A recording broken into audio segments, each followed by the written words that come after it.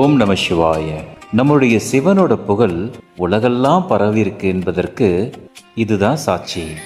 நம்மளுடைய பக்கத்து நாடான சைனாவில் சிவனை வழிபட்டிருக்காங்க என்பதை இந்த படத்தெல்லாம் பார்த்து நீங்கள் தெரிஞ்சுக்கலாம்.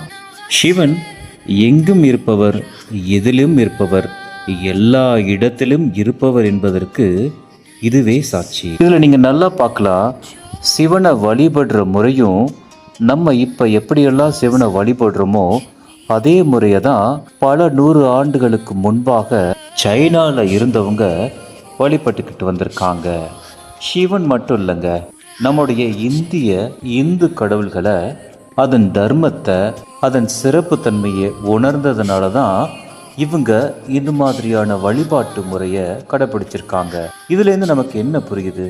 இந்து தர்மம் என்பது உண்மை எனவும் அது பழமை வாய்ந்தது என்பதையும் அது மிகவும் சக்தி வாய்ந்தது என்பதையும் நம்ம உணர்ந்துக்கலாம்.